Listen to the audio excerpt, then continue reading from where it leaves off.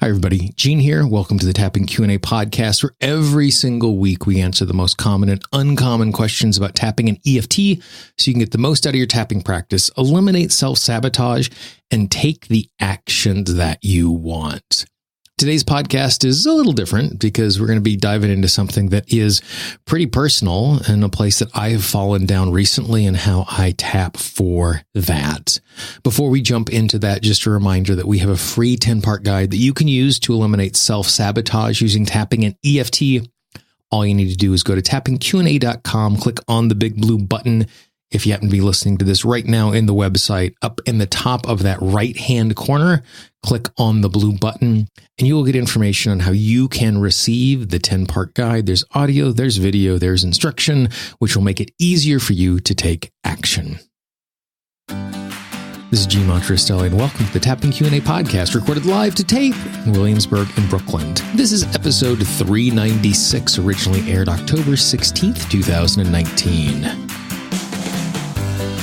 Hi, everyone. I hope this finds you well wherever you are and whatever time of day you're getting a chance to listen to this. Thanks for spending some time with me today. Today, we are going to talk about and tap around those times in which we have let other people down. And I don't know if this is something that you struggle with, but I certainly struggle with it and recently did it in a pretty spectacular way. And so we're going to dive into that. But before we do that, I just want to send a big thank you and shout out to all of the supporters of the Tapping Q&A podcast. I'd like to thank Nancy. Nancy was the most recent person to support the podcast. All of our supporters get access to bonus podcasts, bonus tap-alongs. And in addition to that, they have input on things that are going to be happening in the podcast as we move forward. If you would like to also support the Tapping Q&A podcast and get some of those amazing bonuses so you can keep getting this podcast delivered all over the world, all you need to do is go to tappingqa.com/support. That's tappingqa.com/support. And once again, thanks to all of those who make the Tapping Q&A podcast possible. Many of you know this, but I think it is useful to revisit. The reason why I found my way to tapping many, many years ago is I was dealing with my social anxiety, and tapping became a tool that was really powerful in overcoming that. But the reason I tried to do something about my social anxiety wasn't because of the social anxiety. I had experienced social anxiety for way more than a decade. There were lots of circumstances where I didn't feel comfortable, where I didn't feel safe, where I didn't feel worthy to be in that space. And that was something I just simply came to terms with. For example, and this is in hindsight, I recognized I was doing this. I always found social settings and the entry into social settings really, really scary and intimidating. So one of the ways that I would manage that is if I was ever going to an event, a party, a dinner party, a gathering, or whatever, I always made sure I was one of the first people to arrive. And it wasn't because I was early and it wasn't because I was punctual, but subconsciously I had figured out that if I was one of the first people in the room, as people entered, emotionally I could manage the changing dynamic of what was going on in the room because one or two people would be added at a time, which emotionally was a completely different experience for me than walking into a party that was already in full swing and trying to figure out how I fit into that party and how I got along with folks. And so that was something that I was just doing. And I was content, or I was resigned to the fact that this was something I was going to deal with. It was going to impact some of the things in my life, but that's just the way that I was. And that's just the way the world was. And I was okay with that.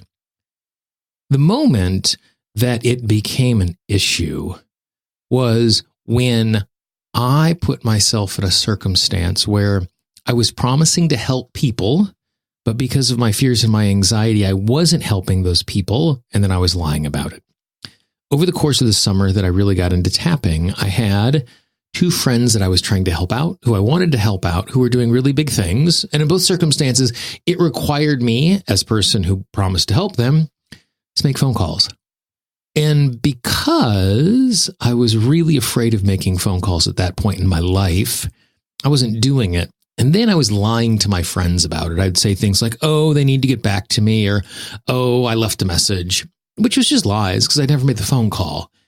And because they were depending on the part I was playing in what they were doing, by not doing that action, by not following up, I was hurting them because they were expecting me to do something. And so when it came to this feeling uncomfortable in the world, that was my rock bottom moment. That was the moment I decided I needed to do something about it.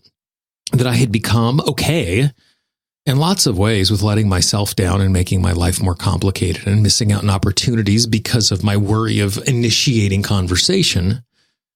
But now that I got to the point that I was hurting other people, that was a bridge too far.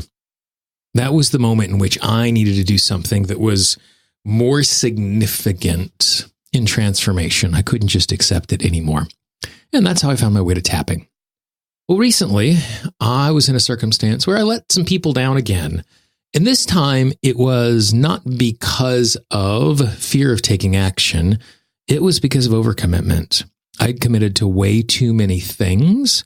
And in the process of committing to way too many things, this commitment I made to someone else is something I let them down on because I was too busy and I decided to prioritize their thing last, which is unfortunate because it was a partnership in which I had promised to be helpful and I was not, and it hurt their ability to be successful because of that.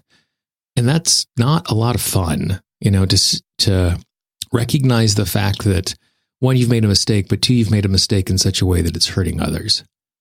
And so here is the type of tapping that I did, and I still do, as I'm gently working my way towards being easier with myself and moving forward in a productive way.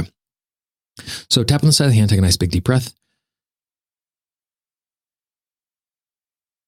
Take another nice big deep breath. And just move from tapping point to tapping point and repeating after me. I recognize the fact that I made a big mistake. I made a commitment that I did not live up to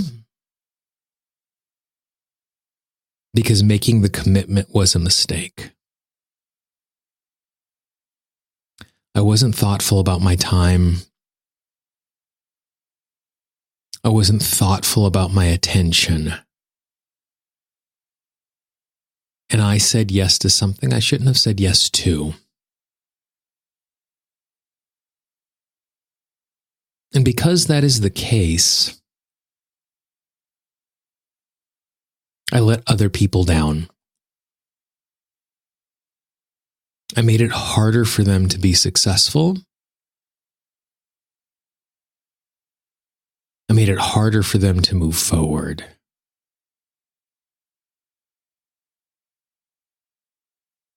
And it hurts to let someone else down because we know how it impacts them. And we can see the failing in ourselves. I like to think I am competent. I like to think that I am able. I like to think I am trustworthy.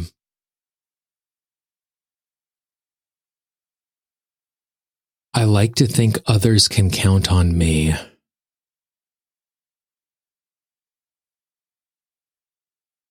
And in this particular situation, I didn't do what I should have done.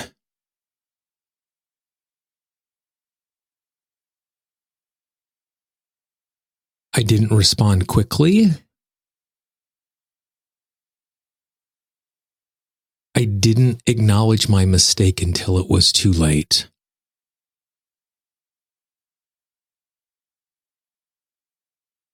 Feeling disappointment is my system. Recognizing that I haven't lived up to who I want to be.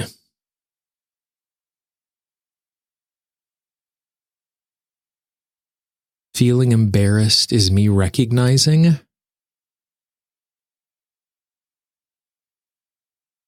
I have made a mistake and others are seeing me and my mistake.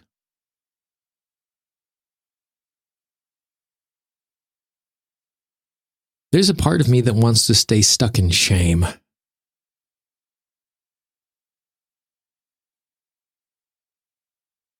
Because it believes I should be punished with that negative feeling.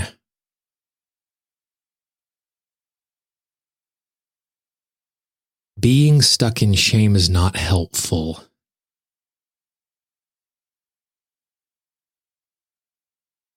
It doesn't serve me. It doesn't serve those I have injured.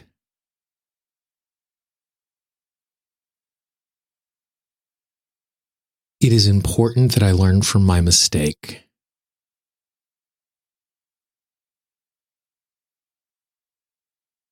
It is important I take responsibility for my mistake.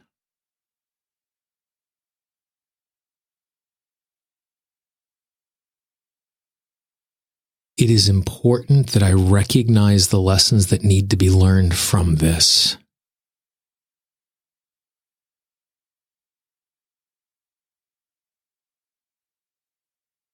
It is important that I acknowledge to those I have hurt that I have hurt them.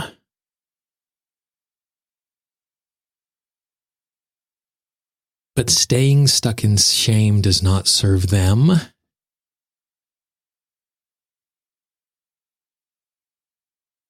Staying stuck in shame does not serve me. Staying stuck in shame does not serve the world.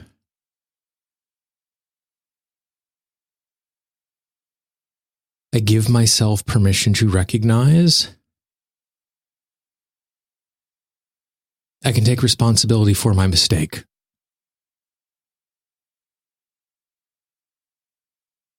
And not stay stuck in shame.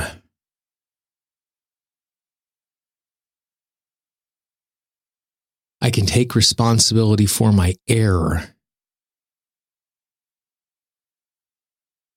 and not stay stuck in shame. Regret is instructive. Shame is debilitating. I give myself permission to take responsibility and learn from my mistakes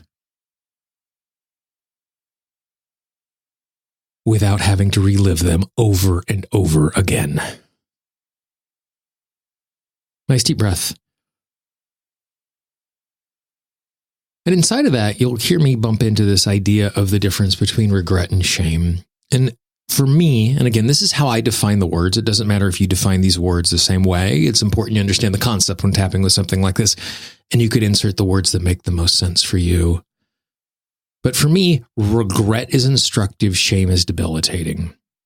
Regret is taking responsibility, seeing what has happened, seeing how I can do better. Shame is reliving the past moment over and over again and emotionally penalizing myself for doing that. And if I stay stuck in the past emotionally, even around a mistake, it's hard for me to be fully present in this moment and to be the best I can be now. So I'm doing a disservice to anybody I'm interacting with now, including myself, if I stay stuck in that shame. And so I'm not giving myself a pass. I'm not letting go of responsibility, but I'm getting a chance to just really lean in and see what's going on there. So I'd really be interested in your response to something like that. What is your experience with making mistakes, apologizing, taking a responsibility in response to shame? Because for me, shame is my least favorite emotion. It just is so corrosive because it is about typically not just the emotion, but the fact that I've hurt or let someone else down, and I don't like being that person. And so shame is all about being stuck in a mistake and being stuck in being less than. And so it's important for me to really lean into that. If you know someone in your life who would be interested in this sort of reflection, not that you're going to send it to them because you think they need to apologize, but just like-minded people in your life who would be interested in being able to reflect on their mistakes and do it in a way that is healthy, please be our ambassador and pass this along. Don't spam your inbox, but send it to 2 or 3 friends. The most common way people find a resource, a book, an article, a video, an audio that is useful to them is from a recommendation of a friend. So it would really mean the world to me if you did that and you passed it along. One of the things that's really exciting about the podcast is whenever I go into the podcast archive, even though we have 10 and a half years of audio, every single month, all of the audios in the archive get downloaded multiple times, which means that people are finding it on their own. But more importantly, it means people like you are passing along a useful resource to a friend. I love asking the question when people join my mailing list, how did you find it? And they said, a friend of mine recommended the podcast to me, and that's how I found the mailing list. So it means the world to me. Please pass it along. If you haven't done so already, if you've just found your way to the podcast, please subscribe. In podcasting parlance, subscribe is free. I know there are platforms out there that charge for audios that are called podcasts, but in its truest sense, podcasts are always free. You can find our entire archive, 10 and a half years worth at tappingqandapodcast.com. But if you subscribe, you get access to all of them, into the history, all of them back there. You can do that in Apple Podcasts, Google Podcasts, Spotify, Pandora, Stitcher, iHeartRadio. You can find it on your Alexa smart speaker. Anywhere that you can find audio online, you can find the Tapping Q&A podcast. If you're having trouble tracking it down where you listen to audio, let me know. Gene, Gene, at tappingqna.com. If you have a topic you'd like us to cover, a guest you'd like us to interview, as we head into the fall, we're doing a whole series of interviews heading through the end of the year with really amazing change work and transformational professionals. Please let me know who you'd like to hear from and what topics you'd like us to cover. For the Tapping Q&A podcast, this is Gene Montrestelli. I hope you have a great day, and I will talk to you real soon. Bye-bye. The Tapping Q&A podcast is copyright Gene Montrestelli, Tapping Q&A 2016. All views expressed by guests are those of the guests and not necessarily of Gene Montrestelli or Tapping Q&A.